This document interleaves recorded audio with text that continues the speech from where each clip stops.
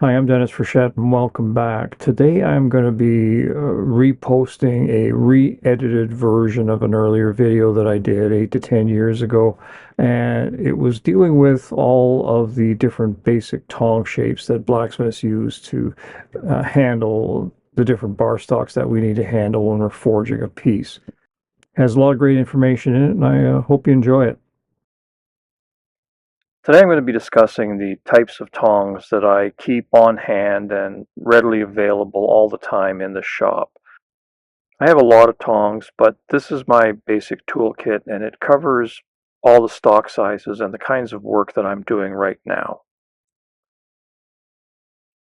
Now, the first thing you have to realize about tongs is that as the stock sizes get larger and the hammers get heavier, the tongs have to get larger in order to be able to hang onto the piece and stabilize the work as you're doing the hammering.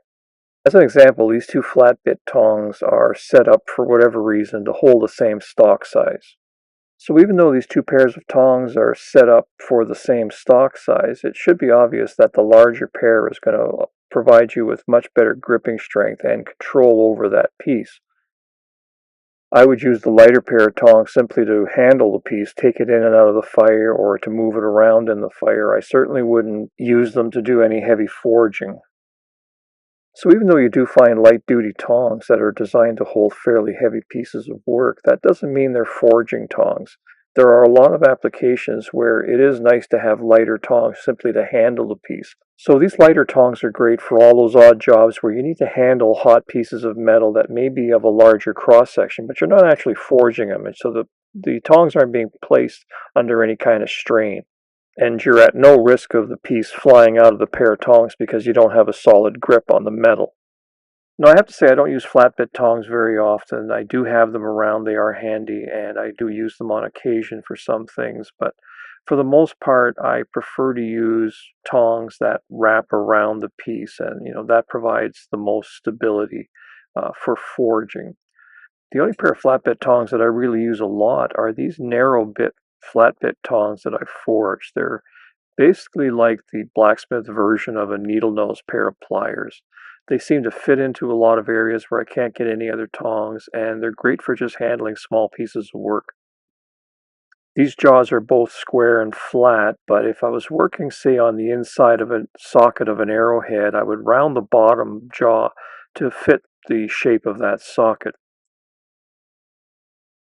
Another simple variation of the flat bit pair of tongs is the box jaw tongs. In these tongs, you've just taken one jaw, widened it out a little bit, and curved up the edges to fit around a given stock size. Smaller box jaw tongs can be forged out of one piece. Larger tongs, you will need to weld a separate piece to the front of the lower jaw. But again, these are just simple flat bit tongs that have been modified slightly.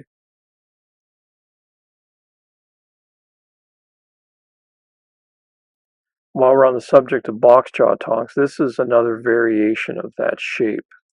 In this example, I forged the top and the bottom jaw the same way that I forged the lower jaw of the first set of box jaw tongs that I showed you.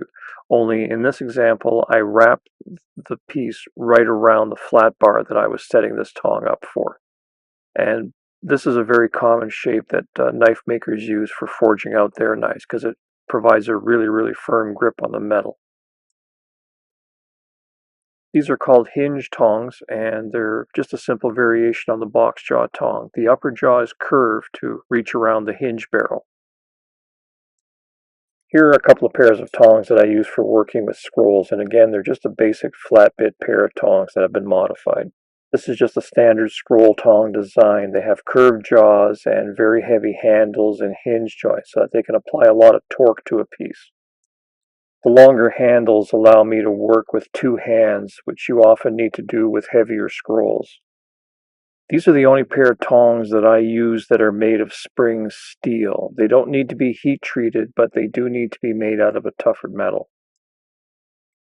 This is just a general purpose pair of tongs that you can use to make fine adjustments on a scroll or to clamp down on a section that you don't want to distort while you're working on another section. And the tips are bent so you can get out of the way of any other tool that you're using.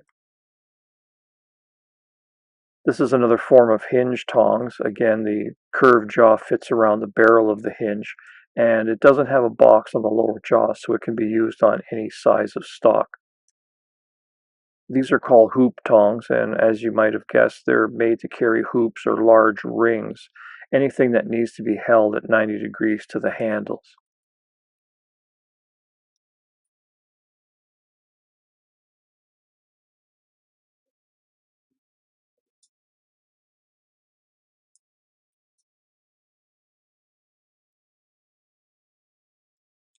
These tongs are designed to hold irregular shaped pieces of flat stock, and they're basically a one-sided box jaw tong. The hook on the one side keeps the piece from sliding out, so when you're hammering on the edge, you have to make sure that that hook is always facing up. This pair of tongs allows you to grab onto the center of a longer bar. Because the jaws are offset, the bar can simply pass right by your hand.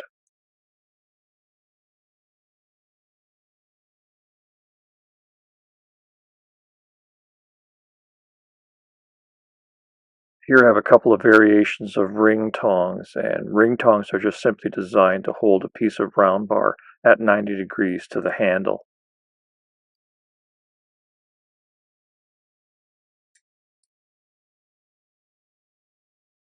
This is another form of ring tong. The two curved jaws allows you to hold on to different size rings.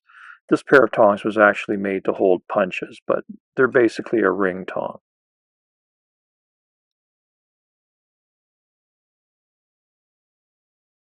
Here's another heavy form of ring tong. These short stubby jaws really provide a lot of clamping pressure, and this one was designed to be used specifically with this heavy punch. This is the pair of chisel tongs that I forged in another video, and it's basically just designed to hold a whole range of chisels and punches. And these are a light duty pair of tongs, and they're just made to hold a chisel to either protect your hands from a missed hammer blow or to get it away from the heat of a hot piece of metal. And finally we have my favorite pair of tongs, which are the bolt tongs. I use this style of tong more than anything else. The bits can be shaped in a couple of different ways, but I always make them with a simple V notch that you see here. That way I can use them on either round or square stock. Probably the main reason I like bolt tongs over other shapes is that they're very versatile. The opening in the jaw allows you to work around some pretty complicated shapes. Also, the bits wrap around most of the work, so that really gives you a strong grip on the piece. So that's a basic tour of my tong rack. Hope it gives you some ideas on how you can improve your tong collection. And again, don't forget, these are just the basic shapes. They're just ideas to start from. There's a lot of variations. Blacksmiths made their own tongs, and it was quite common to just make a pair of tongs for a specific job. The old blacksmiths used to love taking you around and saying, I bet you can't guess what this was for. And, it was for some obscure job that they did in 1932 or something. And they've never been used since. You're blacksmiths. If you need a tool, go ahead and make it and design it. If it works, great. If it doesn't, well, modify it and try it again.